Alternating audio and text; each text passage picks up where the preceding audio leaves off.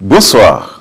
C'est la période, mais elle passe presque inaperçue ces dernières années. Je vais parler de la période des grandes pluies avec leurs vagues d'inondations et des conséquences sur les populations vulnérables. L'on se rappelle encore les années sombres 2007-2010. Les risques d'inondation, ils sont réels quand on observe certaines zones prédisposées, inondables, à travers les agglomérations sur les territoires nationaux. Quelles sont alors les actions concrètes posées ça et là pour maîtriser tant soit peu la situation? C'est la grande question ce soir et on en parle avec les spécialistes. Bonsoir Pierre. Bonsoir à toutes et à tous. Heureux de vous retrouver pour ce nouveau numéro du Togo en marche. L'environnement qui est à la base de toute vie humaine se dégrade chaque année à cause de la croissance démographique et économique, entre autres facteurs. Et les conséquences sont sans appel. Comment les catastrophes peuvent-ils entraver le développement de nos villes et quelles sont les mesures prises par le gouvernement pour réduire les risques d'inondation au Togo? Nous en parlons et tout de suite avec les spécialistes de la question, Adolphe, tu l'as dit. Et je reçois donc pour vous le premier à s'installer, le lieutenant-colonel Baka Yoma. Mon colonel, bienvenue dans le Togo en marche. Merci. Pour vous installer. À la suite du lieutenant-colonel Baka Yoma, nous recevons Godfrey George Herry. Il est le coordonnateur du POT 2, entendez le projet d'aménagement urbain du Togo phase 2. Monsieur le coordonnateur, bonsoir et bienvenue dans le Togo en marche. Bonsoir Pierre. Le dernier à s'installer, lui, c'est un journaliste. Il est le président de l'OTM, Observatoire Togolais des médias. Il s'appelle Aimé Ekpe. Monsieur le journaliste, bonsoir. Oui, bonsoir Pierre. Bienvenue dans le Togo en marche. Très bien, merci. Donc, on se demanderait que cherche un journaliste avec les spécialistes des questions de l'environnement. Aimé, qu'est-ce que tu répondrais? Simplement que, justement, il faut que les journalistes puissent transmettre les informations aux populations. Et donc, nous avons donc des spécialistes là. Il faudrait justement qu'il y ait des courroies de transmission. Et forcément, ce sont les journalistes. Vous avez eu à jouer beaucoup de rôles avec l'NPC et bien d'autres institutions qui œuvrent dans la lutte contre les catastrophes, les inondations. C'est cela? Oui, tout à fait. Avec donc des ateliers organisés donc ici à Lomé et puis à Kara, à l'endroit donc des journalistes. Et en tant que président de l'Observatoire Togolais des médias, eh bien, nous avons coordonné donc cet atelier en collaboration avec l'Agence nationale de la protection civile. Voilà. Mais ce soir, c'est nous, tes confrères, qui allons te poser des questions. Et tu n'auras pas... Avec plaisir, je répondrai. D'accord. Alors, nos autres invités, c'est bien évidemment le lieutenant-colonel Baka Yoma. Il est le directeur général de l'Agence nationale de la protection civile. Mon colonel, encore une fois, bonsoir. Bonsoir, monsieur le journaliste. Votre agence, elle est créée il y a un peu plus d'un an. Réellement, c'est le 31 décembre 2017 que le chef de l'État a pris le décret de création de cette agence, un peu plus d'un an après. Que retenir, mon colonel? Merci pour l'opportunité que vous nous donnez aujourd'hui de parler de l'Agence nationale de la protection civile qui est créée il y a de cela un an. Créée pour coordonner l'ensemble des situations d'urgence avec les autres structures et puisque elle assure le secrétariat de la plateforme de réduction des risques de catastrophe et à ce stade, l'agence a beaucoup fait dans le domaine de la réduction des risques de catastrophe. D'accord, l'agence a beaucoup fait. Nous aurons à revisiter donc vos actions au courant de cette émission, puisque nous avons eu à faire un focus sur cette institution de la République. Alors, à la suite de monsieur le colonel, nous allons nous diriger vers vous, monsieur Herry, vous qui avez suivi de bout en bout les travaux de réalisation du 4e lac. 4e lac est enfin c'est fini et l'ouvrage est livré et les populations aujourd'hui se réjouissent de cet ouvrage. Oui, merci Pierre pour l'occasion que vous nous donnez de parler du projet PAIT2. Du projet, merci beaucoup Pierre pour l'occasion que vous nous offrez de parler du projet PAIT2 et particulièrement le 4e lac qui est inauguré le 31 mai 2018 par le chef de l'État. Ce 4e lac, vous l'avez déjà vu, avec ses ouvrages connexes, c'est un grand projet financé par l'Union européenne et le Togo, respectivement à hauteur de 28 milliards et 7 milliards apportés par le Togo. Donc au total 35 milliards pour justement résoudre le problème d'inondation dans les quartiers est de Lomé, notamment en Famé, à Koresoa Kota, Koresoa Ponu, Kainkope, Adamavo, Kagome et Bagida et Adakwame. Et cela a fait justement, cela a joué son rôle cette année. Je crois qu'on va en revenir plus en détail. Merci. Le 4e lac n'aura pas englouti fortuitement les 37 milliards dont venez de parler, puisqu'il y a des effets déjà qui commencent à se sentir sur le terrain. Adolphe, c'est bien évidemment ça. Oui, c'est peut-être ce que nous avons vu et nous avons aussi visité d'autres ouvrages parce que le 4e lac, certes, il est dans la partie est du Grand Lomé. Et il y a aussi des ouvrages comme les retenues d'eau, les bassins de rétention. Donc, ce sont ces ouvrages qui ont été un temps soit peu à réduire les risques d'inondation. Et l'ANPC est là, je pense que nous allons en parler ce soir.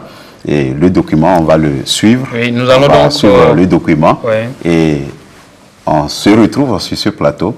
Et c'est après cela qu'on pourra avoir le débat. Voilà, nous allons donc suivre ce document qui retrace les dernières réalisations dans la mise en œuvre des moyens préventifs de lutte contre les catastrophes et inondations. Nous le suivons et juste après, on se retrouve.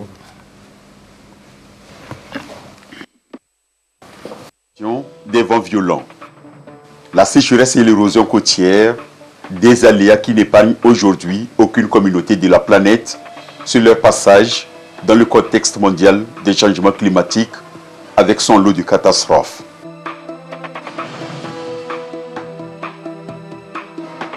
Souvent, quand on parle de catastrophe, on voit, je ne dirais pas la main de la nature, mais on voit l'effet de la nature.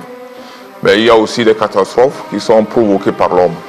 Donc nous faisons la différence entre les catastrophes naturelles et les catastrophes anthropiques. Face à la situation, le gouvernement togolais a créé des conditions d'adaptation et posé des actions idoines à travers la plateforme nationale de réduction de risques de catastrophes et un ministère en charge de protection civile. Et le bras opérationnel de ce dernier est l'ANPC, Agence nationale de la protection civile. Sa devise reste évocateur, l'alerte précoce. Nous avons toujours un système d'alerte précoce, un système de veille qui est chaque fois animé, prend en compte tout ce qui va arriver peut-être dans 1 ou dans 2 ou 3 jours. Quand l'information passe qu'il y aura inondation, on demande à tout le monde de se préparer pour évacuer les lieux. Et nous avons un centre qui reçoit tous ceux qui ont des problèmes d'inondation ou de situations d'urgence. Quartier B-Est, au cœur du Grand Lomé. Nous sommes au lendemain d'une grande pluie du mois de juillet. Tout comme nous, les habitants d'ici s'étonnent fort heureusement d'un constat. Les pluies d'hier ont laissé place à quelques flaques d'eau seulement, chose jadis impossible, au plus fort des sempiternels problèmes d'inondation. Qu'est-ce qui aura pu changer la situation? Une vue du ciel pour s'en rendre compte. Le 4e lac. Ouvrage grandeur nature. Fruit d'une longue réflexion des plus hautes autorités togolaises dans leur quête d'amélioration du cadre de vie des populations. Bonne espérance d'un lendemain sans inondation des populations vulnérables pour cette partie de Lomé. Lorsque le soleil envoyait ses premiers rayons du jour sur Bekota, nous sommes introduits dans le palais du chef canton de la zone. Togbi Adela Klassou 4 descend les marches de son palais, visiblement heureux. Des amers souvenirs sont aujourd'hui rangés dans les oubliettes. Et effectivement, nous étions dans une zone inondable et par la faute des temps aussi, il y avait un dépotoir sauvage qui a été érigé par les populations qui n'a rien envié au pic d'Agour. Et je vous avoue, pendant les saisons pluvieuses, il y a plusieurs sortes de maladies, surtout les maladies diarrhéiques et surtout la prolifération des larves des moustiques, ce qui agit sur la santé des populations. Et grâce à Dieu, avec l'effort du gouvernement, le projet du 4e lac a été initié et financé par l'Union européenne. Et nous avons vu le résultat aujourd'hui. Cette année, nous n'avons plus parlé d'inondation, que ce soit dans la zone d'Adakwame, en hauteur de Adamavo, Kagome et autres. Ce sont tous les quartiers de Lomé-Est, notamment Bekota, Enfamé, Akodesewa, Adakpame, Kagome, Adamavo et Baguida qui bénéficient des bienfaits de ce joyau. Direction Baguida. La population d'ici a encore en mémoire les années sombres 2007-2010 où elle vivait en pareil moment de grande pluie, les pieds dans l'eau.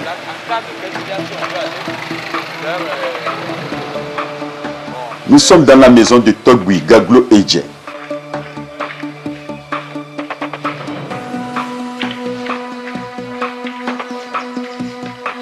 Aucune trace d'eau, la période n'est donc plus inquiétante.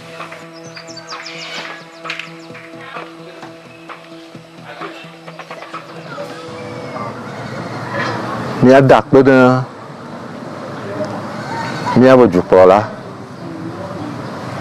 fɔ nyasingbe ne edɔ ke be wɔ ne mi le mia be ebe dukɔ mea mia da yi va kpe ne gbã edzia ne mi do eƒe be wotri atɔ̃a sɔ yi ade kaka sɔ yi adrea mea mia be Bagida dzua kekeŋa esi le ne si do na amewo va ƒe me kekeŋ ye ame ɖewoa wodona go dzona be tsina sukuluƒewo eye ame ɖewoa wodona go dzo yina dzutabowo be tsina ekpo dzi le fi ɖewo kakea míagblɔ be eƒea mea mi de dzesie gã aɖe ŋutɔ be esi yiwo dza le eƒea me kekeŋa esi ŋgba ɖo aƒeme na ame ɖeke o dziwo kekeŋ va dza fifia esi ŋgba xa le míawo va ƒewo me leke o.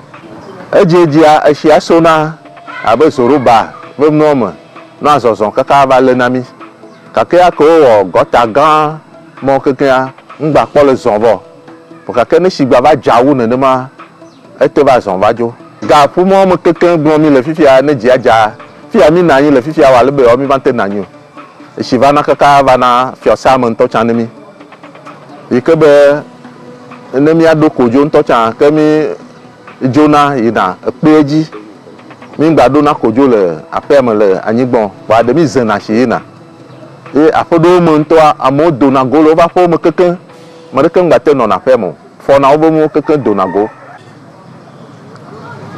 kura rozikutɔwoe va xɔ ɖe mi wova ɖe si amewo wova na atike amewo dɔlékiwo nɔna sia me yi ke be míawo viwo kekeŋ wonɔa dɔlé yi ke be egatsa me li o vɔ kakea mi nɔ atike ƒle gasia game vɔ ƒea mea mi ŋgba ƒle atike esi ŋgba lé mi o pa mi li nyi ɖe. Ces populations doivent leur salut au projet d'aménagement urbain du Togo, initié pour appuyer les services d'assainissement urbain. Et au centre de ce projet, la réduction des risques d'inondation.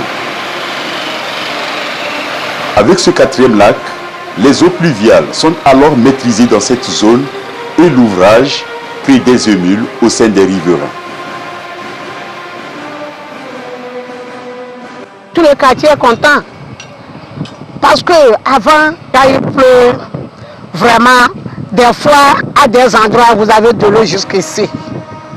Et on fait, comment je peux dire, escalier en planche là, tu vas monter ça, tu paies 100 francs pour aller à l'autre bord.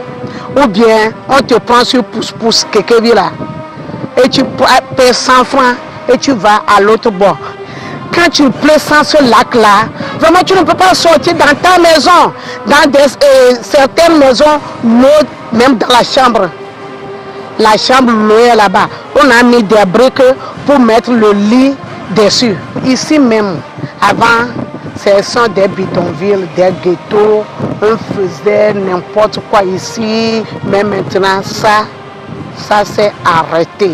Ça a changé même le visage de notre quartier. Le village n'a même pas atteint ce niveau avant qu'on ne puisse voir les résultats positifs. Par exemple, déjà l'année passée, les pluies de l'année passée n'ont plus créé d'inondation. Alors que l'ouvrage n'était même pas arrivé encore, n'était même pas encore achevé. Maintenant, avec cet achèvement, vous allez voir l'association de pluies qu'il y a eu en ces temps-ci. Personne n'a plus parlé d'inondation dans ce quartier. Ça, c'est extraordinaire. C'est d'abord en termes de gains en santé, c'est aussi en termes d'opportunités pour créer des activités génératrices de revenus. Et les idées viennent. Pourquoi ne pas transformer cet ouvrage, les alentours, comme en une forme de station balnéaire où il y a un certain nombre de structures qui sont mises en place pour donner de l'emploi, pour créer de la richesse. C'est un ouf de soulagement. Ça dit que nous vivons dans le temps passé. Nous sommes dans un calvaire par rapport à ce qui se passe dans les saisons pluvieuses. Tous les quartiers sont inondés. Les travaux du 4e lac complètent ce qu'on appelle Adakwame. Avant Adakwame, vous ne pouvez pas vivre là-bas. Vous ne pouvez pas circuler au temps pluvieux. Maintenant, ça va. De vieux jours sombres des quartiers d'Adakwame, Kagome, Kanyikope, que les riverains essaieront d'oublier avec ce joyau. Il sonnait midi, quand Togui Agokpe Kanyiset nous ouvrait les portes de son palais. Il fait économie de sa sieste et partage avec nous ses amers souvenirs mélangés aujourd'hui de satisfaction. De 2004 jusqu'à 2010-11, ce n'est pas facile chez nous ici. Ce n'est pas facile. Un tout petit peu. Le 4e lac est venu. Nous sommes contents. Très contents. Midi à la sortie des classes. Il faut être ici, sur le lac en ces moments, pour mesurer la portée sociale de cette réalisation. Le projet d'aménagement urbain du Togo qui a créé ce lac crée déjà des émules au sein de la population bénéficiaire, comme le cas de ces élèves que nous avons rencontrés sur le chemin de leur retour de l'école. Avant, quand il pleut, les enfants ne peuvent pas passer par là, il va continuer par là. Maintenant, il y a pluie, ils font plus revenir, il n'y a pas de problème. Par exemple, moi, mon maison est là-bas. Avant qu'il pleut, on doit continuer par là pour aller à l'école. Mais actuellement, même s'il pleut, il faut comment, on peut passer par ici pour aller à l'école. Nous sommes très contents de ce lac-là que l'État a fait. La zone renaît de ses cendres. Les opérateurs économiques peuvent désormais s'installer sans inquiétude, à l'instar de ces bâtisses qui sortent de terre.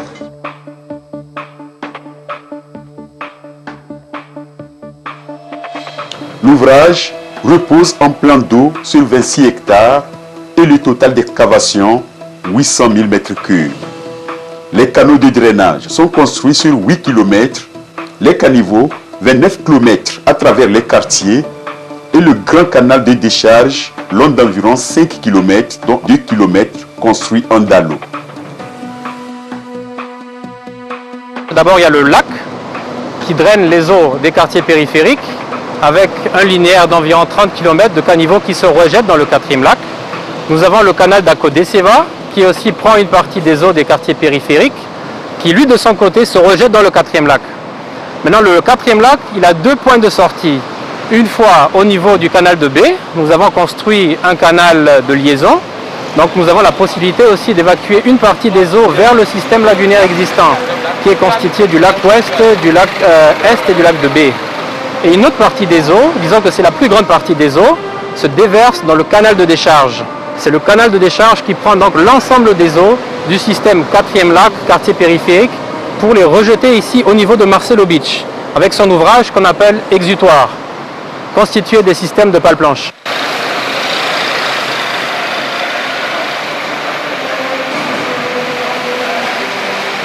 Nous sommes présentement ici au niveau de l'ouvrage de rejet. C'est la fin en fait du canal de décharge. Ce canal fait une longueur totale d'environ 5 km. Nous avons retenu un ouvrage avec un système en pales planches pour éviter en fait les effets d'érosion, etc. Parce que vous voyez, on a construit l'ouvrage et ici au niveau de la zone est, nous avons un phénomène d'érosion qui se provoque, ce qui est tout à fait naturel. L'ouvrage en lui-même est protégé. Donc ce canal ici, en période de forte crue, il peut avoir un débit qui va dans l'ordre de 20 mètres cubes seconde. Alors l'objectif de cet ouvrage, c'est d'évacuer les eaux du 4e lac. C'est l'objectif principal. C'est pour drainer les eaux au fait, de l'ensemble du système du 4e lac et ses ouvrages connexes contre les inondations. Donc l'ouvrage a comme fonction d'évacuer les eaux du 4e lac.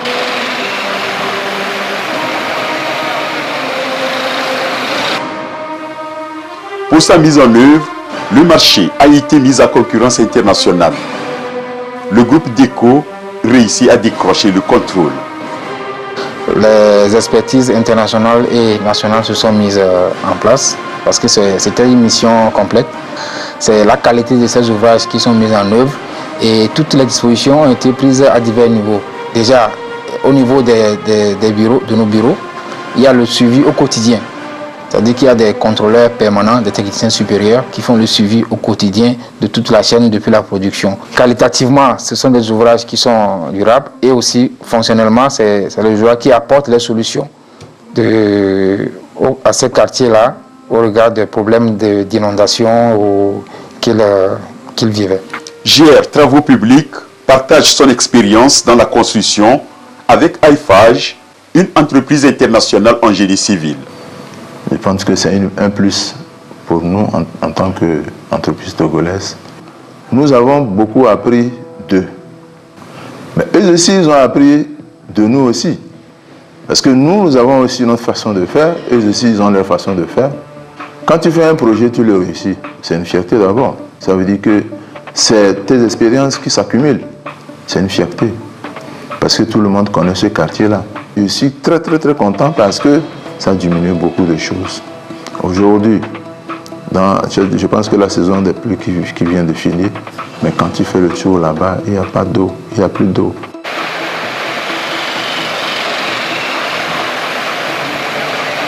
Le drainage des eaux pluviales, une stratégie pour le gouvernement qui entend juguler le problème d'inondation à Lomé dans les quartiers vulnérables. Ainsi, au-delà du 4e lac, sont construits des bassins de rétention ça et là, ce qui a sauvé un tant soit peu la situation ces dernières années dans les quartiers Witi, Lomégan, Djidjolé, Tochi, Aveji, Angomé, Abelpédougan. Le bassin que vous voyez là, c'est celui que nous appelons communément le bassin du Caméléon, qui a un volume à peu près de 140 000 mètres cubes, avec une profondeur de 6 à 7 mètres, qui collecte une bonne partie des eaux de son bassin versant qui regroupe ici les agglomérations de Agbalipédo, Kakaveli, Aveji et autres. Il est communiqué avec le bassin qui se trouve au niveau des deux Nyons et communique également avec le bassin d'Agbalipédo. Donc ces bassins constituent un réseau en vase communicant. La pompe que vous avez vue là, c'est pour renforcer le système d'écoulement, le système de vidange du bassin, parce que un peu après ici, nous avons une crête qui ne facilite pas l'écoulement gravitaire de l'eau. Les bassins de rétention sont une solution alternative aux inondations répétitives qu'ont connues plusieurs agglomérations de par le passé. Mais lorsque les pluies deviennent abondantes, les risques de débordement de ces bassins sont réels, notifiés dans le plan national de contingence. Alors, la NPC ne sera pas le seul acteur. Assisté dans ces tâches par d'autres structures comme la Croix-Rouge, les collectivités locales, l'Agence de solidarité nationale, les services des travaux publics, les sapeurs-pompiers, les services de l'assainissement et des ressources en eau et de la NASAP, agence dernière en date, dont les actions sont quotidiennes et multiformes. Il s'est fait que bien longtemps, ces ouvrages, donc ces bassins de rétention d'eau n'ont pas été entretenus. Ce qui fait que beaucoup de bassins sont envasés, d'autres sont couverts de hyacinthe d'eau. Et donc la NASAP, depuis sa création, s'évertue à restaurer graduellement tous ces bassins-là pour leur donner leur rôle initial, celui de retenir beaucoup d'eau pour évacuer ces eaux-là vers la mer à travers le système lagunaire. Et la NASAP ne fait pas qu'entretenir, elle construit aussi, elle réalise aussi des bassins. Le plus récent, c'est celui de Tokontame, ce qu'on appelle communément Tokontame. C'est le bassin dans le bas-fond de l'université de Lomé. On attend de la NASAP en cas de catastrophe, spécialement d'inondation, de pouvoir mettre à contribution ces moyens. La NASAP est équipée, donc ces moyens, d'abord pour transporter les personnes à déplacer dans les zones sinistrées vers la terre ferme. La NASAP dispose aussi de camions d'épuration d'eau, de purification d'eau. Donc vous savez que pendant les inondations, souvent l'eau est souillée, même l'eau de pluie est souillée. Donc la NASAP, avec ses moyens, donc ses camions de purification d'eau, peut purifier, comme je le disais, de l'eau sale en eau claire, saine, potable et mise à la disposition de la population. Et lorsque ces bassins débordent, c'est les sapeurs-pompiers qui sont les premiers à être sollicités.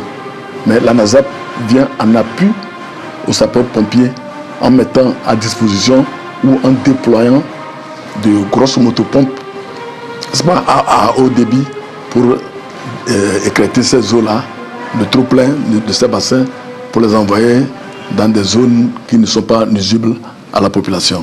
Nous avons aussi l'inconscience de certaines entreprises, il faut le dire, des entreprises qui gagnent des marchés, pas à la NASAP, parce que nous y veillons, qui gagnent des marchés, curent les caniveaux et les laissent au bord des routes, ce qui peut créer des maladies hydriques, des maladies comme le choléra et autres. C'est très dangereux. Alors, parfois, la NASAP est interpellée, mais ce n'est pas la NASAP. Il y en a aussi qui prennent les caniveaux, les canaux de drainage comme des dépotoirs et ils déversent toutes sortes de déchets, ce qui obstrue naturellement ces canaux-là et les empêche de jouer leur rôle. Ça, c'est autant de difficultés que nous rencontrons lors de nos interventions.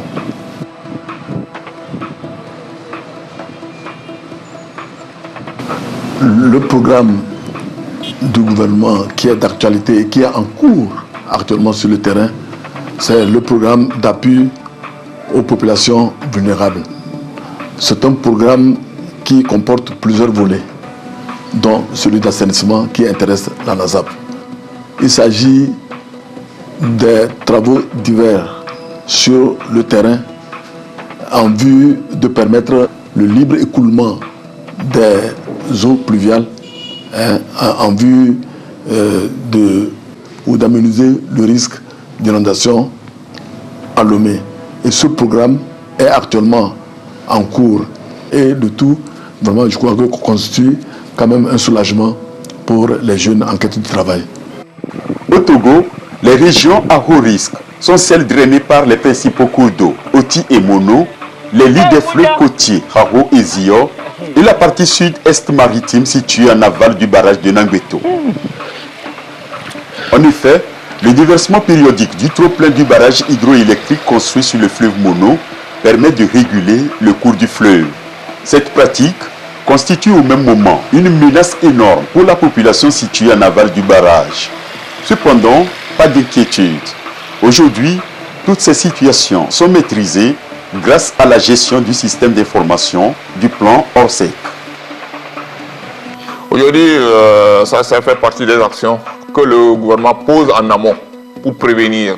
Vous avez tout le long de ces cours d'eau, que ce soit le Mono ou l'Oti, vous avez ce que nous appelons le système d'alerte précoce. Ce sont des balises implantées qui, avec aussi la sensibilisation de la population riveraine, pour leur dire, lorsque vous voyez le niveau d'eau à tel trait, commencez pas à vous préparer parce que vous pouvez avoir risque d'inondation. Le plus grand danger à combattre reste les habitudes anthropiques. Occupation incrédule des zones inondables et le bouchage des caniveaux des ordures de tout genre. Nous constatons déjà quelques actes inciviques, surtout les déchets solides et plastiques qui jonchent certains caniveaux. Et aussi la pêche sauvage qui se fait déjà sur les lacs, ce qui entraîne un danger pour les populations parce qu'on a déjà déploré quelques victimes.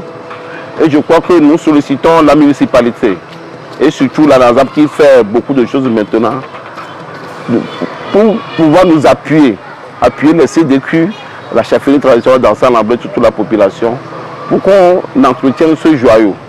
Et je crois que dans les longs termes, je crois que nous devons essayer de voir pour aménager même ce lieu, surtout les espaces verts, pour pouvoir donner un panorama digne de ce nom à ce lac. Il y a une formation sur, disons, comment amener la population à comprendre plus l'ouvrage et à adopter les comportements adéquats de façon à ce qu'on préserve, disons, le fonctionnement de l'ouvrage. Il y a, par exemple, la sensibilisation qui a touché non seulement les établissements scolaires, les marchés, les porte-à-porte, maison à maison. Ce qu'on leur dit, c'est de ne pas jeter les ordures, ni dans les caniveaux, ni dans le lac, de s'abonner aux structures de précollecte. Ces ordures vont étouffer le lac, ils vont empêcher la circulation de l'eau, puisque les caniveaux doivent collecter l'eau et le transmettre au canal d'évacuation, qui le transmet au lac, qui le transmet au canal de décharge, qui l'amène à la mer. Donc, s'il y a des ordures dans les caniveaux, s'il y a des ordures dans le lac, le système ne pourra pas bien fonctionner et là, c'est des problèmes.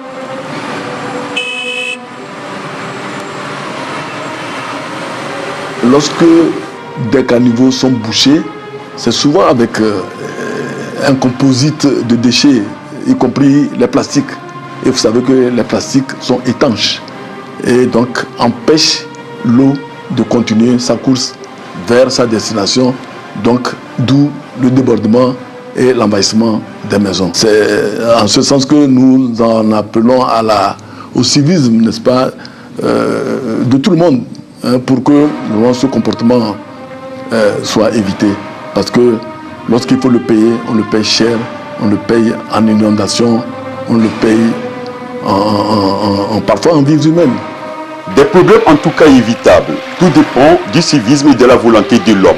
Autrement, on ne badine pas avec l'eau si l'on se réfère à la sagesse africaine selon laquelle on ne chasse pas l'eau de sa demeure au risque qu'elle ne revienne avec plus de dégâts.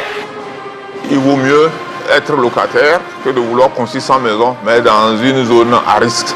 Vous allez là-bas, c'est vrai, vous allez pouvoir construire, mais un jour ou l'autre, vous risquez d'abandonner votre maison. Le gouvernement voit les conséquences qui peuvent arriver un jour ou l'autre. Par rapport peut-être au coût du terrain, il ne sert à rien. Il ne sert à rien de s'entêter. Ça, c'est des comportements inciviques. On n'a pas besoin de quelqu'un derrière pour savoir que jeter des ordures dans un bassin, demain ou après-demain, celui-là qui jetait, vous pouvez être la première victime. Les saisons se succèdent, le ciel promet encore et les nuages n'ont pas encore dit leur dernier mot.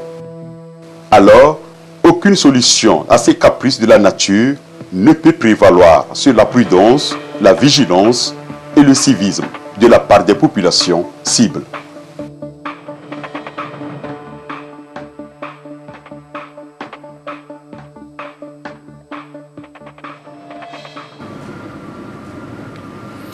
Eh bien, nous voici de retour sur ce plateau. Je vous rappelle la configuration. Elle n'a pas changé, c'est la même depuis le début de cette émission. Vous avez juste à côté de moi le lieutenant-colonel Baka Yoma. Il est le directeur général de l'Agence nationale de la protection civile. À côté de lui, vous avez Godfrey Georges Eri. Il est le coordinateur du poste 2, projet d'aménagement urbain du Togo, phase 2. Alors, juste en face des deux techniciens, nous avons monsieur Aimé Epé, lui, il est journaliste, le président de l'Observatoire togolais des médias. Adolphe le disait dans la conclusion de ce document que les nuages n'ont pas encore dit leur dernier mot. Mon colonel, est-ce que les Togolais aujourd'hui, surtout ceux qui vivaient dans les zones à risque, doivent encore avoir peur? Merci, M. Sousko. Le ministre l'a dit, les Togolais doivent avoir peur parce que les catastrophes n'avertissent pas. Et quand les catastrophes arrivent, tout le monde est menacé. Aujourd'hui, les Togolais, ce n'est pas dans toutes les zones. Nous avons des zones. Vous avez vu le documentaire où l'État a pris certaines initiatives pour pouvoir éradiquer les problèmes d'inondation. Mais au jour d'aujourd'hui, nous avons encore des zones où le problème d'inondation se pose et que grâce au gouvernement, il y a des initiatives qui sont en cours. En avril déjà, on a lancé le projet d'assainissement de Toglokopé. Aujourd'hui, cette zone est très préoccupante et l'État aussi met tous les moyens en jeu pour pouvoir éradiquer les problèmes d'inondation dans cette zone de Lomé. Oui, il n'y a pas longtemps, un communiqué est sorti faisant état que les mois de juin, juillet, août sont sensibles avec certaines pluies qui sont promises, alors de grandes pluies qui devaient s'abattre. Est-ce qu'on doit avoir encore, nous sommes actuellement presque au mois d'août, est-ce qu'on doit encore avoir cette peur-là ou bien la nature a géré ce risque? Nous avons au niveau de l'agence des bulletins d'information trimestriels. Ces bulletins permettent à toute la population de se préparer. Oui, vous pouvez nous montrer. Et ces bulletins trimestriels... C'est l'agence même qui édite cela ou... C'est l'agence qui édite ces bulletins-là. Et c'est accessible à tout le monde ou... C'est accessible à tout le monde.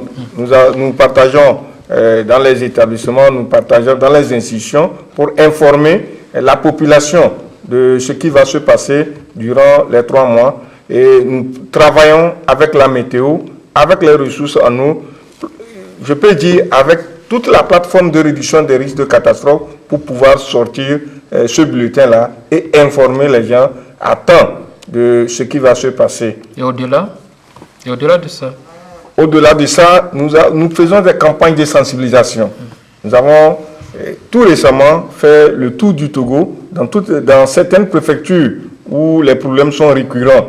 Et après, nous avons supposé que les journalistes sont les porteurs de messages. Et il fallait aller vers les journalistes pour qu'ils, dans leur émission, mettent l'accent sur la problématique de réduction des risques de catastrophe. Nous avons fait un atelier à Lomé et après, nous avons fait un autre atelier aussi à Kara pour pouvoir échanger avec les journalistes pour leur porter le message. Parce que nous avons des processus que l'agence édite pour pouvoir dire aux gens, en cas d'inondation, qu'est-ce qu'il faut faire, quelles sont les dispositions qu'il faut prendre en cas d'inondation et nous pensons que nous pouvons compter sur le travail des journalistes pour pouvoir passer le message. Oui, en attendant de compter sur le travail que font les journalistes, Monsieur Erli, vous êtes également du secteur de l'eau, de l'assainissement et tout. Donc les inondations, c'est en fait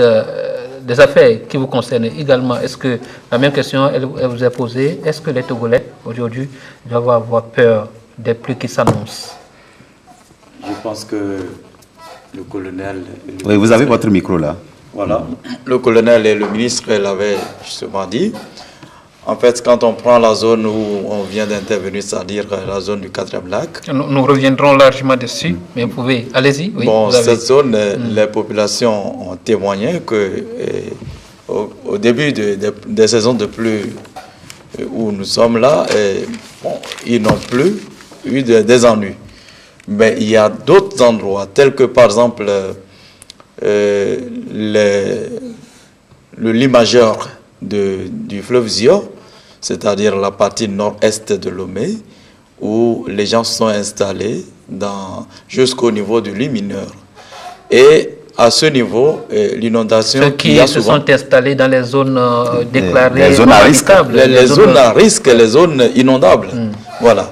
Ces zones sont souvent inondées par les pluies du nord, disons les pluies au centre du Togo, notamment dans les plateaux, dans la région du plateau, et qui descendent par les rivières ou bien les fleuves tels que Zio et Raho, qui viennent inonder cette zone-là. Donc, ça veut dire qu'aujourd'hui, on n'est pas encore à l'abri des inondations dans beaucoup d'endroits de nos pays, et même dans la ville de Lomé. Oui, nous avons les bassins, les retenues d'eau et les lacs. Est-ce qu'ils jouent un rôle déterminant dans la prévention de ces catastrophes, justement, ceux qui existent à l'instant où nous parlons? Oui, et ces ouvrages jouent effectivement un rôle déterminant. C'est vrai que les ouvrages qu'on construit sur le plan ingénierie, on prend en compte un certain degré de vulnérabilité. Mais il peut y arriver des pluies exceptionnelles qui font déborder ces ouvrages-là. De même, il peut arriver que, bien sûr, par faute de fonctionnement de l'ouvrage, qu'on arrive à déborder, ou bien la capacité de l'ouvrage même à répondre. Je donne l'exemple de Caméléon. C'est un ouvrage qui est bien fait, mais seulement au moment où nous devons construire cet ouvrage, l'espace disponible a été colonisé. C'est-à-dire colonisé? C'est-à-dire que la population, les propriétaires terriens, n'ont pas voulu laisser suffisamment de place. Mais ces populations, elles ont été indemnisées. Ceux qui ont accepté être indemnisés ont été, ceux qui n'ont pas accepté ont gardé le terrain. Donc l'espace est exigu. C'est ça. Ça fait que quand il y a de grosses pluies, l'agence, la NASAP et nous tous, nous sommes tout le temps mobilisés pour aller là-bas, même minuit, pour voir est-ce que ça va déborder ou pas. Mais en fait, il y a un mécanisme oui, ce mécanisme est là. C'est pour dire que, dans tout le cas, les ouvrages sont là, mais nous continuons de chercher leur amélioration pour que ça ne puisse pas de toute façon, Aimé, comme on le dit, en fait, ceux qui sont dans les zones inondables, ce n'est pas la faute à quelqu'un. C'est-à-dire que la nature s'impose et si tu es là, ça vient te prendre. Donc on ne chasse pas l'eau. L'eau, elle a sa place. Maintenant, vous avez été impliqué dans la sensibilisation. La sensibilisation voudrait que si tu es dans une zone à risque, que tu prennes tes précautions. Et de deux, il y a des catastrophes. Bon, la nature est imprévisible pour ce qui est de l'inondation de certains fleuves principaux comme l'Oti et le Mono. Est-ce que vous avez accompagné vraiment dans la sensibilisation? Non, mais écoutez, je crois que c'est une question spécieuse, en fait. Mais c'est vrai que c'est tout récemment que, disons, l'Agence nationale de la protection civile a essayé justement d'approcher les journalistes pour voir quelle pourrait être... L'agence a un an. Oui, mais depuis 2007, bon. Justement, 2007, justement pour dire simplement que lui, mais les événements que nous avons connus dans les années 2007 jusqu'à 2010, et ça c'est une véritable catastrophe pour nous tous. Voyez-vous. Alors, le problème est de savoir comment, sachant bien qu'il y a cette situation, on a laissé la population justement demeurer là. C'est également une question qu'on doit se poser. Quelle était la politique cadastrale? Est-ce que ça a été respecté comme cela se doit? Alors ça veut dire qu'il faut remonter à un certain niveau. Les gens du cadastre ne sont pas ici pour répondre. Dans mais tous les cas, tout de suite. j'essaye simplement nous savons comment ça se passe. Ce n'est pas pour te couper la parole. C'est-à-dire qu'on va parler du service de cadastre. Ben, ils ne sont pas ici. Mais nous savons que, par exemple, quand on prend les zones de Lomé, on n'a pas cessé de dire vous êtes dans les zones inondables, quittez. Donc, je ne prends pas la défense, mais nous savons ce qui est fait. C'est donc, ce que vous avez un rôle que vous êtes en train de jouer. Ce que je veux dire. J'essaye de remonter aux prémices, justement, de ces problèmes-là. Mais vous savez, c'est des problèmes qui sont arrivés à un moment donné. Est-ce qu'on ne savait pas que ça allait se faire? Vous savez, et l'agence, et la NASAP, et toutes les structures qui ont été créées pour, c'est parce que justement on a vu qu'il y a un problème qui est annoncé. C'est des jeunes structures, n'oublions pas. Je dis que c'est des problèmes qui ont été annoncés et qui ont obligé justement à créer ce genre de structures. Oui. Alors, vouloir régler le problème ou résoudre le problème simplement pour dire oui, mais ceux qui habitent là-bas sont fautifs, oui, je suis d'accord qu'ils sont fautifs, on leur a expliqué des choses. Mais c'est une question également de stratégie et d'approche, de communication. Je crois qu'il y a eu un problème également au niveau de la communication. Et c'est ce que justement les structures là sont en train de faire aujourd'hui en approchant justement la presse pour voir quel pourra être son apport. Pour sensibiliser, parce qu'il y a une question de sensibilisation. Oui, en fait. alors quel est aujourd'hui cet apport que vous apportez depuis récemment que vous êtes impliqué, oui, qu'est-ce que vous avez fait? Oui, mais je vous disais tout à l'heure qu'il y a eu 2 ateliers qui ont été organisés par l'Agence nationale de la protection civile, n'est-ce pas, à l'endroit des journalistes ici à Lomé, et puis à Kari, 80 journalistes à Lomé, et pratiquement une soixantaine à Kara. Et vous avez pu constater que, justement, sur vos chaînes également, pendant 3 semaines environ, on n'a parlé que, justement, des risques de catastrophe. Il y a eu une alerte, justement. Et ce sont ces alertes-là qu'on a essayé de publier, de faire écho de ces alertes-là, de manière à ce que les populations soient au courant des problèmes qu'il y a aujourd'hui. Et quand on prend, je crois que le directeur, monsieur Erli parlait tout à l'heure du point ou du bassin de retenue de Caméléon. Il y a eu des insuffisances aussi là-bas. Il faudra relever également ces insuffisances. Est-ce qu'il y a suffisamment de canalisation? Pourquoi on utilise encore maintenant des motopompes ou des autopompes justement pour tirer? Ça veut dire qu'il y a un problème. Ça veut dire qu'à l'avance, il parlait justement du fait qu'il y a eu, disons, les populations qui n'ont pas accepté évacuer les lieux. Mais quel type de canalisation on a essayé de faire je crois que M. pour que cela puisse régler la situation. M. Erli, il disait entre-temps que les ouvrages sont là et aujourd'hui, il est question de penser à l'amélioration de leur fonctionnement. Monsieur. Mais ça veut dire qu'il y a un problème. Sans face à l'amélioration, ça veut dire qu'il y a un problème. Constatons qu'il y a d'abord un problème. Ce n'est pas un problème en tant que tel.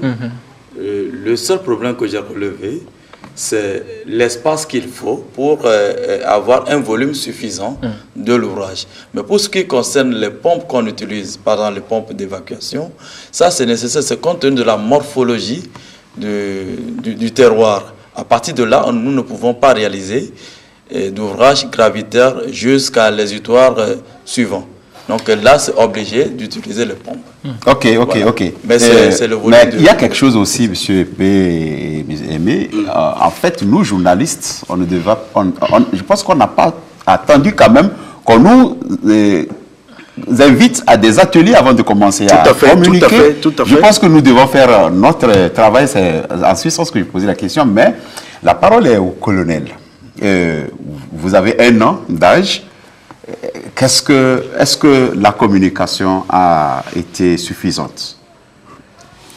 Merci Adolphe. La communication au niveau de l'agence, on peut dire que 2017, on n'a pas démarré les activités. Il fallait attendre 2018 pour démarrer les activités. Et quand nous avons démarré les activités, nous avons trouvé urgent qu'il fallait aller vers les professionnels des médias, les communicateurs des confessions religieuses et des spécialistes de la communication pour leur porter ce message-là de sensibilisation. Parce que nous les avons demandé, sous d'autres cieux, il y a ce qu'on appelle le réseau des journalistes en matière de réduction des risques de catastrophe. Et c'est ce que nous avons préconisé avec les journalistes et les professionnels de médias. Nous avons initié qu'ils créent en leur sein des réseaux de communication sur la thématique de réduction des risques de catastrophe. Et une chose, ces documents sont édités en français. Maintenant, quand on va parcourir l'OTI, le mono, ces populations, est-ce qu'elles peuvent avoir suffisamment accès à ces informations ou bien il y a un mécanisme qui est mis en place? Au niveau de l'agence, quand nous faisons les sensibilisations, nous prenons en compte les communautés locales. C'est-à-dire que nous allons vers la chefferie traditionnelle et le message est porté dans toutes les langues. Quand nous faisons notre sensibilisation, les CDQ, les préfets, on prend en compte toute la plateforme se déplace sur les lieux et on passe le message en langue vernaculaire pour atteindre la communauté. Mais aujourd'hui, il est encore constaté qu'au-delà de tout ce que vous faites comme communication, comme sensibilisation, des comportements inciviques demeurent et le ministre l'a relevé. Il y a des gens qui volontairement bouchent encore les caniveaux avec les déchets et autres. Et là, le risque d'inondation n'est pas aujourd'hui loin de d'être terminé ici. C'est vrai, le ministre l'a dit, le général directeur de la NASAP aussi a insisté là-dessus. C'est pourquoi nous avions demandé lors de notre atelier aux journalistes de peut-être quitter un peu sur les antennes. Les gens, des fois, s'intéressent beaucoup à écouter les problèmes de politique, mais les problèmes de catastrophe aussi. Vous pouvez construire un beau bâtiment et quand il y aura catastrophe, ce bâtiment-là peut s'écrouler. Et nous avons insisté qu'ils aient au moins des créneaux dans les émissions pour pouvoir passer à la sensibilisation parce que les catastrophes touchent tout le monde. On comprend que vous voulez miser beaucoup plus sur les médias pour atteindre vos objectifs. Et pendant justement de vos missions, parlez-nous de ce que ANASAP a comme cahier de charge. Sinon, l'ANPC. L'ANPC, j'allais dire. L'ANPC. C'est vrai, l'ANPC, dans ses cahiers de charge, la première mission, c'est la coordination de toutes les structures qui interviennent dans la gestion des situations d'urgence. Vous vous rappelez, dans les années 2007-2010, où des fois, on ne sait pas qui fait quoi.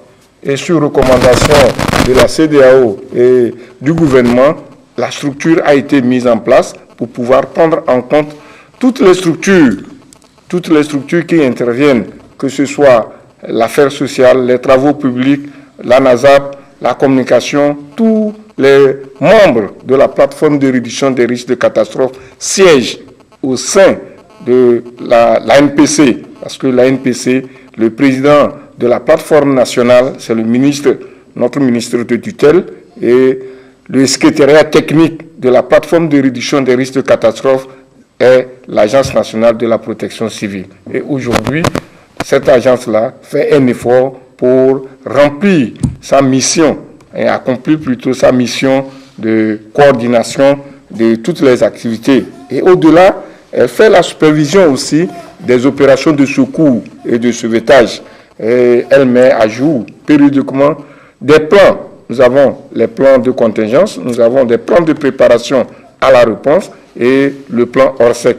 L'agence prend en compte tous ces plans-là qu'on révise chaque année, en début d'année, pour faire face aux situations d'urgence. Nous l'avons dit, il faut l'éducation, il faut la sensibilisation. Nous le faisons par des campagnes de sensibilisation à travers tout le pays. La formation du personnel, il faut former les gens pour qu'on puisse atteindre nos objectifs. nous passons aussi à la formation et la protection des personnes déplacées, les réfugiés. Nous l'avons fait tout récemment dans la préfecture de Dankpen, quand les Ghanéens se sont déplacés pour venir sur le territoire togolais.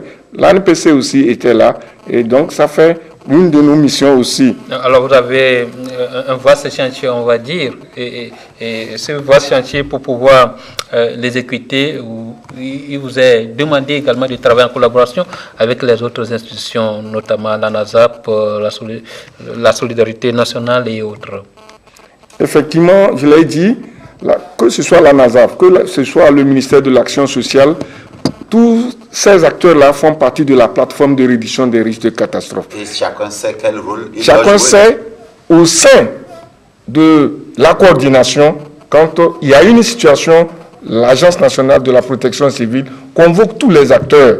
Si nous prenons l'exemple de Dankpen, la NASAP nous a fourni des camions pour l'épuration de l'eau donnée aux réfugiés. L'action sociale est venue sur le terrain avec nous pour secourir aussi les travaux publics, la sécurité. Il ne faut pas oublier aussi la sécurité quand les gens se déplacent. C'est des actions posées sur le terrain, mais est-ce que vous pouvez agir dans ce domaine? Par exemple, l'œuvre humaine n'est pas parfaite.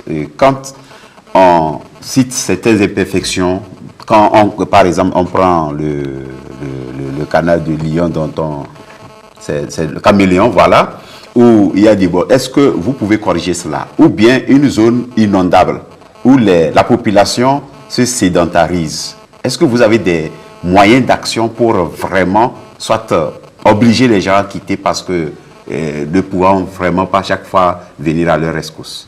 Merci. Au niveau de l'Agence nationale de la protection civile, nous avons ce qu'on appelle la cartographie des zones à risque.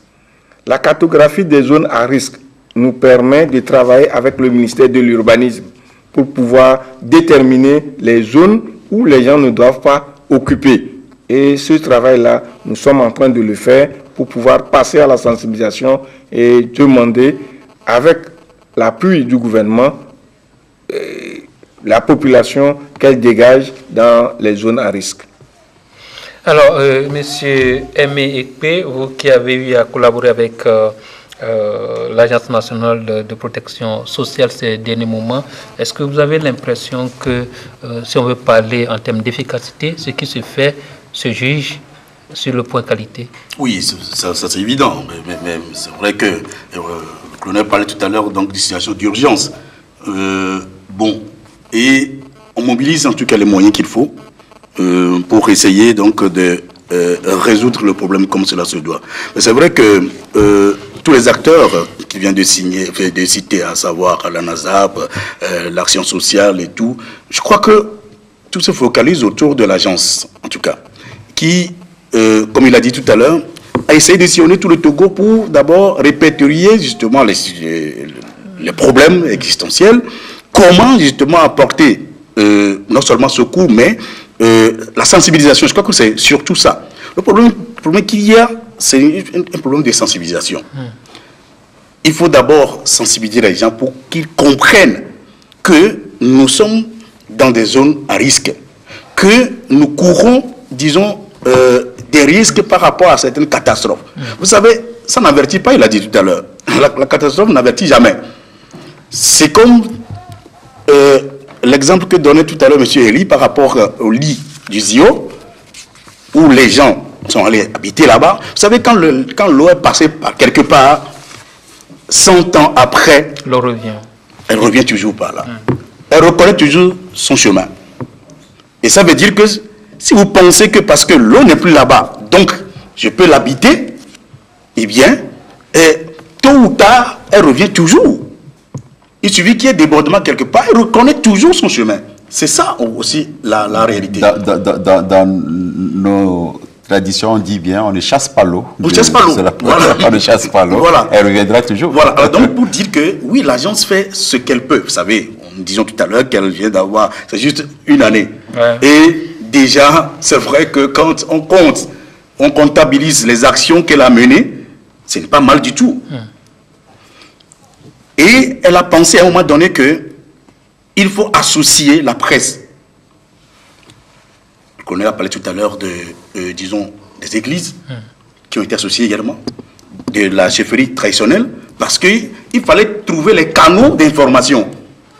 Les gens qui vont à l'église, quand on arrive donc à sensibiliser, si vous voulez, les pasteurs, les prêtres, les imams, etc., eh bien, eux aussi, ils peuvent transmettre cette information-là. Ok, c'est divers canaux. Ce sont ces divers canaux-là qu'on est en train d'exploiter. Et maintenant, concernant la presse, c'est que, justement, la presse étant, disons, comme on le dit souvent, le quatrième pouvoir, on estime que, oui, à travers elle, les populations la communication de masse. La communication, c'est une question de communication de masse. Mais il faut également continuer à trouver la stratégie idoine pour que maintenant les gens se décident, n'est-ce pas, à changer de mentalité. Parce que c'est aussi ça le problème. Ok, c'est donc une question de l'éducation. D'éducation. Okay. Pierre, les interventions, il y a cette question. Il faut penser à créer une police de l'environnement qui doit circuler dans la ville pour œuvrer à ce que les gens changent de comportement quant au débouchage des caniveaux et autres. Et nous allons parler un peu du 4e lac, ouvrage grandeur nature. Oui, le colonel va réagir tout de suite, mais ok, le colonel va parler et je juste après on va passer au 4e. Par rapport à la police dont un intervenant... Par rapport à la question. À la question, au niveau de la NASAP, il existe déjà une brigade de police pour pouvoir régulariser ou surveiller tout ce qui fait le débouchage des caniveaux. Au niveau de la NASAP, aujourd'hui, nous avons une brigade chargée de veiller à la propriété de la ville et au maintien en bonne condition des caniveaux. C'est la précision que... Oui, mais son intention ici, c'est qu'elle soit répressive. C'est-à-dire que... Voilà. Est-ce qu'on pourra arriver là? On va en arriver. Ok. Et il y a aussi tout de suite... bonsoir. Tout le problème de débordement des retenues d'eau réside dans le mauvais comportement des gens qui bouchent les caniveaux. Je pense que les citoyens sont aussi conscients de ce qui se passe.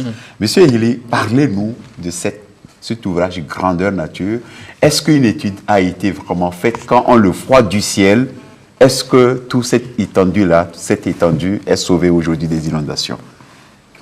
Oui, le 4e lac, c'est un projet, je dirais, complet, comme l'avait dit le chef de mission dans son intervention.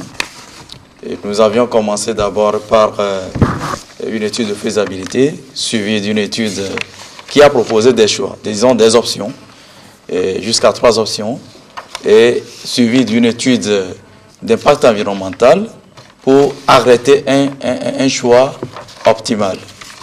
Et maintenant, les études détaillées même, il y a ce que nous avions appelé là-dedans la modélisation mathématique.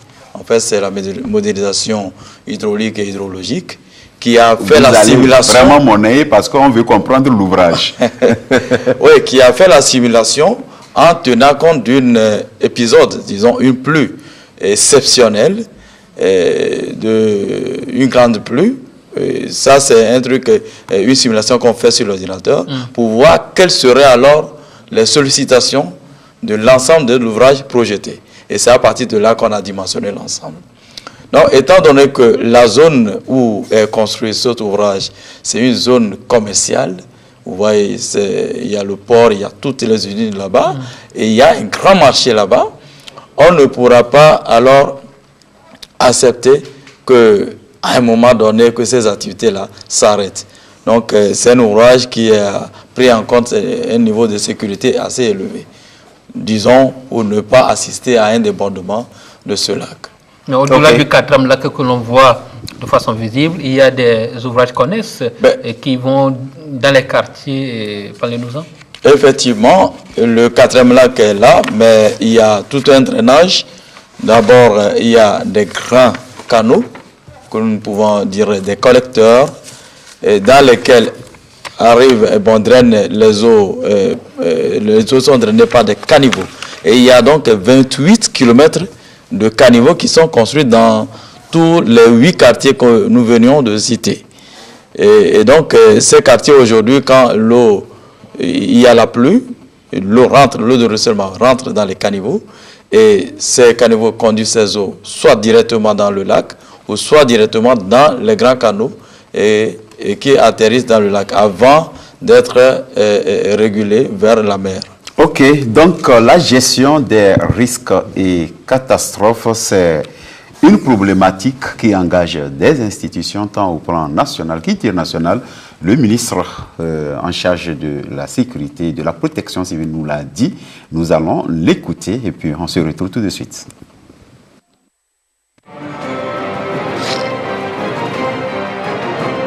Le gouvernement togolais, sous l'impulsion du président de la République, son Excellence M. Faure Gnassingbé, a pris la mesure de ces fléaux.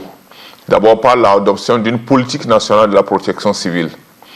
Par la politique nationale de la protection civile. Et cette politique nationale de la protection civile a, je dirais, une place de choix dans le programme national de développement. De 2007 à 2013, on a parlé de la SCAP.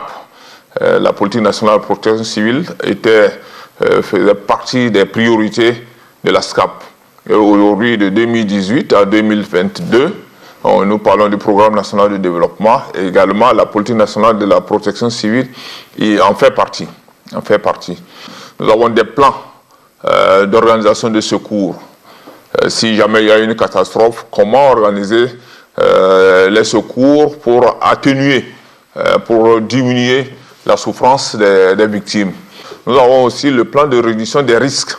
Ça se traduit par exemple, des séances d'information, des séances de sensibilisation, des séances d'échange entre nos services et nos populations. Mais sur le plan aussi institutionnel, le Togo n'est pas isolé. Il y a eu le cadre d'action Diogo en 2007 auquel notre pays a adhéré. Donc 2007-2015, c'était le cadre de Diogo qui est une institution internationale de préparation à la résistance aux catastrophes. Aujourd'hui, nous parlons de cadre de Sendai. Donc c'est ça qui a pris la relève du plan du cadre de Diogo. Donc 2015-2030, la communauté internationale a mis en place une structure qui essaie par la coopération internationale, voir en cas de catastrophe dans une partie du monde, comment réagir, comment organiser le secours pour limiter les conséquences de ces catastrophes sur nos populations. Donc avec l'Agence nationale de la protection civile, c'est l'outil armé de réduction des risques de catastrophe.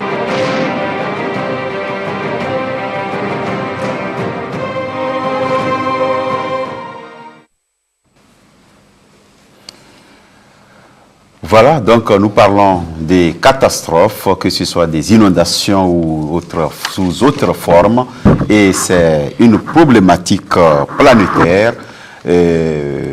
Monsieur le directeur général de l'ANPC, lieutenant-colonel Yoma et Baka, et à quoi cela nous sert d'être dans un réseau mondial pour la gestion de ces fléaux? C'est très important d'être dans un réseau mondial parce que au niveau de l'agence actuellement, nous sommes dans la perspective de créer un centre national des opérations d'urgence. Et ce centre national des opérations d'urgence sera connecté au centre international des opérations d'urgence de l'Organisation internationale de la protection civile qui est basée à Genève.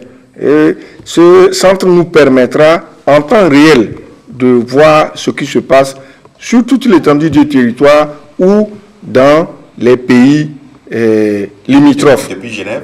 Depuis Genève, ce centre peut nous dire concrètement s'il pleut beaucoup vers Mandouri, les populations de Bassa ou bien de Dakben peuvent être inondées. Et rapidement, avec le système d'alerte précoce, on pourra avertir rapidement les autres pays.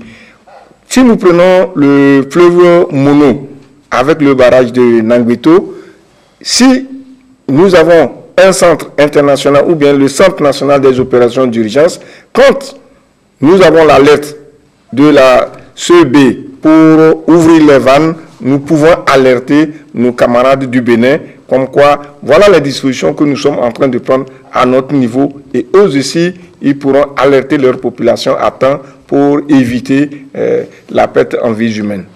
Ok, merci à Pétan Kokou qui nous suit depuis le Ghana. Il dit merci beaucoup au chef de l'État et ses collaborateurs qui ont tout fait pour mettre les populations de Lomé à l'aise avec le Grand Lac.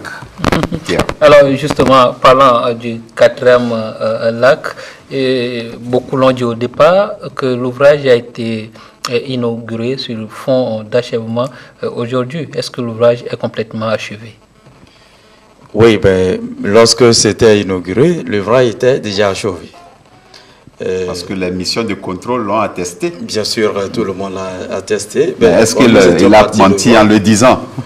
Je pense que ce que disaient les gens, c'est leur souhait qu'on puisse réaliser d'autres choses autour de ces ouvrages. Notamment peut-être, pourquoi pas, viabiliser les abords de cet ouvrage, un aménagement paysager. Est-ce que c'était dans le projet? Non, justement, ce n'est pas encore dans notre projet de construction du lac, puisque l'objectif premier, c'était de sauver les gens des inondations, et cet objectif est atteint.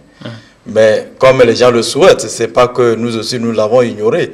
Le gouvernement tout entier réfléchit souvent par rapport à cela, comment valoriser aujourd'hui ce plan d'eau, le lac, le 4e lac.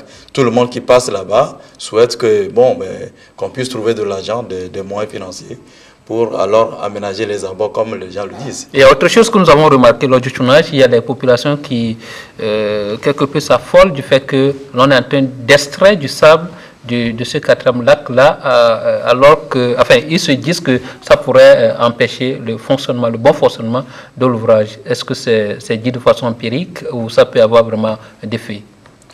Non, pour l'instant, il n'y a pas encore de problème par rapport à ces choses. D'ailleurs, la drague est sur l'eau pour juste corriger certaines choses au pied du talus. Et une fois que, parce que en fait, nous avons inauguré le lac, mais nous ne l'avons pas encore réceptionné techniquement. Et donc certains travaux continuent, c'est ça? Dans la semaine ou bien la semaine prochaine, nous allons, non, les travaux ne continuent pas en tant que tel. D'accord. La semaine prochaine, nous allons faire la réception. Et une fois la réception faite, la drague va alors quitter le lac. D'accord. Monsieur Epé, est-ce que vous avez fait un tour au niveau de la zone d'Akorosoa, Zoroba, depuis que cet ouvrage a été inauguré? Et quelles sont vos impressions par rapport à l'après-projet? Écoutez, elles peuvent qu'être bonnes. En tout cas, on a réussi donc un bel ouvrage. Et, dans cette zone, au moins, je crois que ça a été quand même une réussite. On ne peut pas perdre autant de sous. 37 milliards. Qu'à investir. On ne peut pas investir autant pour avoir autre chose que ça. Bon, je crois que oui, ça a été bien pensé. Et je crois que ça a sauvé beaucoup de situations. Et bien, je crois que ce que les gens veulent maintenant, c'est voir comment il faut viabiliser donc, les abords et tout cela. Et c'est ce qu'il est en train d'expliquer. Oui, ça va être un autre projet. Tu vas voir comment on pourra donc rapidement faire ça. Dans notre tournage, c'était le vif souhait des riverains. Ils veulent vivement mettre les activités génératrices de revenus. Oui, naturellement, parce que quand on trouve un espace, il faut penser à comment rentabiliser ça. Et beaucoup pensent également qu'il faut mettre des grillages tout autour de l'ouvrage pour qu'il n'y ait pas de danger. Oui, c'est une question de sécurisation. Le projet ne l'a pas prévu. Non, mais... Il y a une autre phase qui... Non, je pense que c'est une question de conception. Mettre le grillage ou de clôture, tout dépend de ce qu'on veut faire pour que ça soit... De toute façon, les besoins naîtront et naîtront toujours. Parce que naturellement, les cours d'eau, on les clôture pas. Le temps nous presse, c'est de bonnes visions. Si en mettant ces grillages, ça peut aller, bon voilà. Mon colonel, le temps nous presse et quand on suivait les inondations survenues en Côte d'Ivoire, tout récemment, on ne l'a pas souhaité, c'est vrai, mais les populations qui habitaient dans ces zones, malgré tout ce qui était arrivé, on a suivi un chef de famille qui suppliait qu'on le laisse là-bas, alors que le gouvernement a décidé d'évacuer tout le monde parce que la zone n'est pas habitable, mais il a supplié de toutes ses forces qu'on le laisse là où il est. Face à ces situations, qu'est-ce que vous allez faire? C'est une très bonne question et que cette situation, nous la vivons ici. Quand vous allez sur la côte avec les régions côtières, des fois on indemnise les gens, le gouvernement prend toutes les dispositions pour indemniser les gens, mais les gens refusent de quitter les lieux. Et au moment où l'eau monte sur eux, ils sont obligés d'appeler encore le même gouvernement au secours. Vous l'avez déjà dit, c'est la sensibilisation. Tout ce que nous pouvons faire aujourd'hui, c'est sensibiliser et montrer le danger que les gens courent s'ils insistent à rester dans ces zones-là. Voilà, nous tirons vers la fin de cette émission. Nous n'avons pas plus de 2 minutes. Rapidement, on va faire le tour de table pour donner à vous, M. Herly, la parole. Et justement, nous allons faire ce petit exercice. S'il est une question que M. Herly souhaiterait que nous lui posons à l'instant précis autour de cette étape, quelle sera cette question et quelle sera la réponse?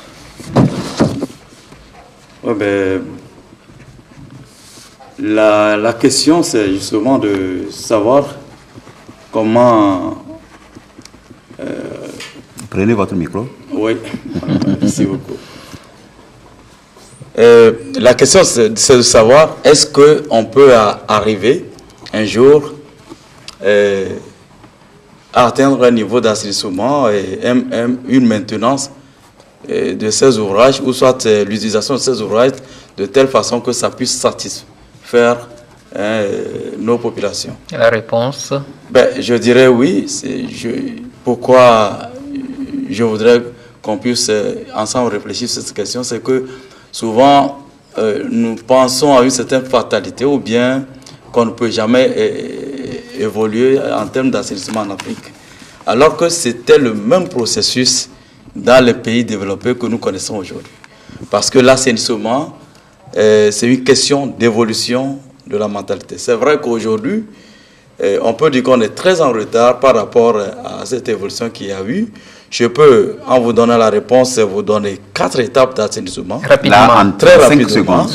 Première étape, c'est que les gens n'ont aucune notion d'hygiène. Donc, on jette les ordures n'importe où. Deuxième étape, on commence à prendre conscience de l'hygiène et on a construit des caniveaux. Mais les gens avaient continué à jeter des ordures dans les caniveaux, dans les rues, quitte à la pluie de venir et ramasser pour aller dans les plans d'eau. Mais les plans d'eau, troisième étape, c'est que le plan d'eau commence à se trophiser. Il y a un problème environnemental, donc c'est là le concept environnemental de l'environnement, comme de l'assainissement, où il faut traiter alors les eaux, les déchets avant de les jeter. Et la quatrième étape, c'est justement le changement, les effets du changement climatique, où il y a la quantité d'eau douce dans le sol qui tarit, et il y a le stress hydrique, donc il faudra alors recycler les déchets des eaux usées et les déchets solides. Voilà, on y arrivera. Comme c'est un souhait, j'espère qu'on y arrivera aussi un jour. Mon colonel, vous avez la parole et vous faites le même exercice rapidement, en quelques secondes. Quelle est la question que vous voulez bien qu'on vous pose ici et quelle est la réponse? La question, c'est comment faire pour que toutes les structures qui composent la plateforme nationale de réduction des risques de catastrophes apportent leur contribution à la réussite de la mission fondamentale de l'agence, c'est-à-dire la coordination. Et vous répondez. Et on répond que l'agence ne prend pas la place d'une structure. Chaque structure a son rôle à jouer au sein de l'agence. Merci beaucoup, mon colonel. Alors, Aimé, oui. On t'a dit au départ, c'est nous qui vous posons la question aujourd'hui. Alors, quelle est la question, cette fois-ci, que tu souhaiterais qu'on te pose? Pose-toi cette question et réponds-nous. Pourquoi, malgré tous les efforts, on ne semble pas donc avoir, disons, tous les problèmes résolus? Et je dirais simplement que les idées développées au départ n'ont pas suivi la trajectoire qu'il fallait et qu'il faut peut-être identifier une autre stratégie de communication, d'approche, sensibilisation pour le changement de mentalité donc, de ces populations-là. Je crois qu'avec ça, on aura fait l'essentiel, justement, en faisant en sorte que tous les services donc, impliqués puissent travailler, d'abord puissent être dotés de moyens suffisants pour faire le travail comme cela se doit. Et la presse est également là pour accompagner tout ce qui se fera comme travail pour sauver des vies. Adolphe, nous sommes encore à la fin de ce numéro. Ah oui, c'est la fin. Beaucoup à tous ceux qui ont intervenu. Ils sont nombreux, tous n'ont pas eu leurs questions posées ici, mais la suite c'est sur la plateforme de Togo En Marche. La suite sur la plateforme Le Togo En Marche. Nous nous retrouvons le dernier jeudi du mois prochain pour un autre sujet. D'ici là, portez-vous et à la prochaine.